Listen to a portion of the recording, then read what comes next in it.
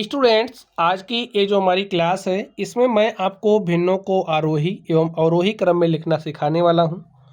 तो आप लोग ध्यान से देखोगे तो ये जो भिन्नों को आरोही एवं अवरोही क्रम में लिखने का आपका जो डर होता है, आप लिख नहीं पाते हो, आज की क्लास में आप सीख जाओगे। देखिए, भिन्नों को आरोही एवं अवरोही क्रम में लिखने से पहले आपको सीखना पड़ेगा कि अगर हमारे पास भिन्नें दी गई हैं तो उनमें हम बड़ा छोटा कैसे पहचानेंगे, क्योंकि मेन समस्या यहाँ पर होती है। जब आप बड़ा छोटा पहचानना सीख जाओगे तो चाहे आरोही क्रम में लिखना हो चाहे अवरोही क्रम में लिखना हो, आप लोग आसानी के साथ लिख ले जाओगे। तो चलिए हम देखते हैं। देखिए, कुल 3 तरीके से आपको भिन्नें दी जा सकती हैं। तो वो 3 तरीके क्या हैं, आप लोग ध्यान से समझिए। हो सकता है कि जो भी आपको भिन्नें दी गई हों सभी भिन्नों के क्या हो, हर समान हो। ठीक है, सभी भिन्नों के हर समान हो। ठीक स्टूडेंट, जब सभी भिन्नों के हर समान होंगे तो स्टूडेंट इस स्थिति में बड़े अंश वाली भिन्न बड़ी होगी। बड़े अंश वाली भिन्न बड़ी होगी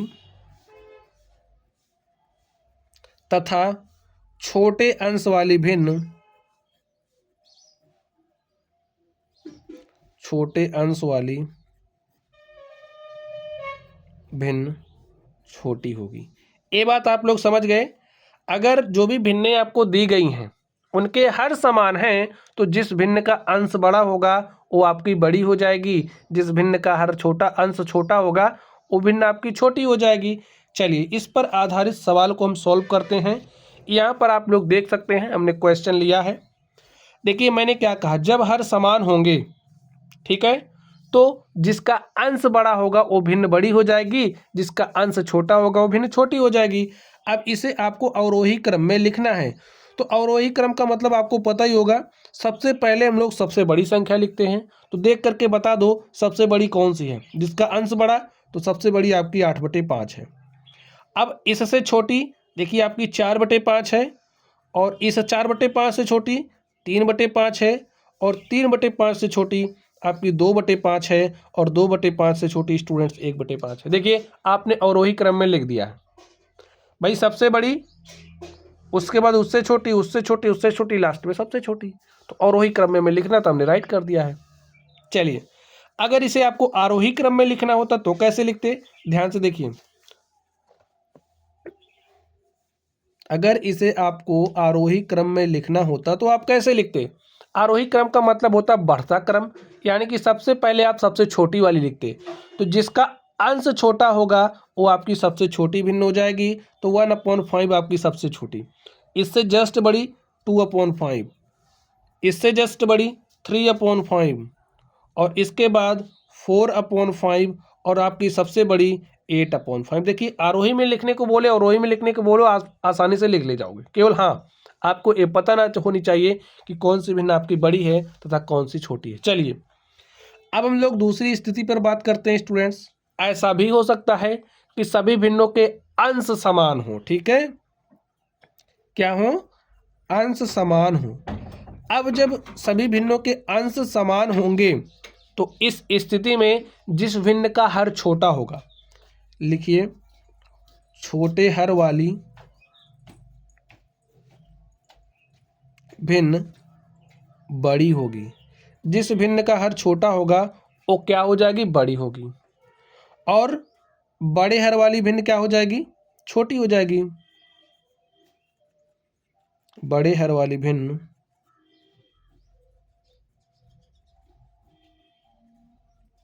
छोटी होगी। तो इसी बात को दिमाग में बैठा लो। चलिए, अब यहां पर आप लोग क्वेश्चन को ध्यान से देखिए।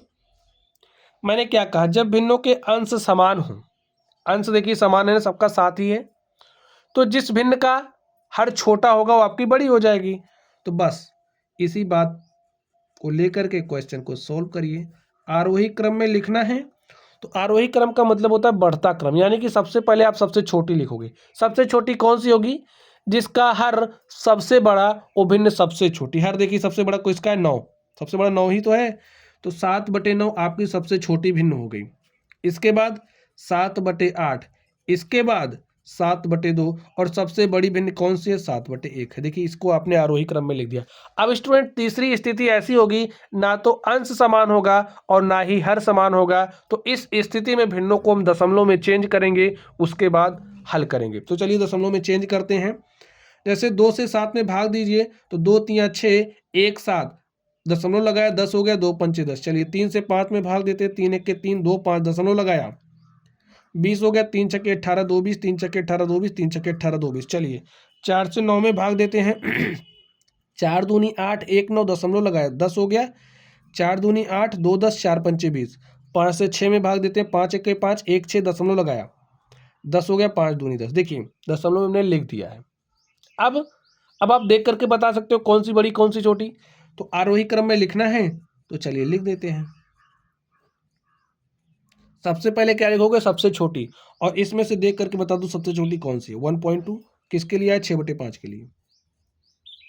इससे बड़ी देखिए यहाँ पर 1.2 है, यहाँ पर 1.6 है, ये वाली यानी कि 5/3। इसके बाद आपका कौन सा है, ध्यान से देखिए 2.25 यानी कि 9/4। और आपकी सबसे बड़ी कौन सी है, 7/2। प्यारे साथियों, इस तरीके से आप देख सकते हैं मैंने आपको भिन्नों को आरोही क्रम एवं अवरोही क्रम में लिखना सिखा दिया है। तो चलिए आप लोग पढ़ते रहिए। Thank you.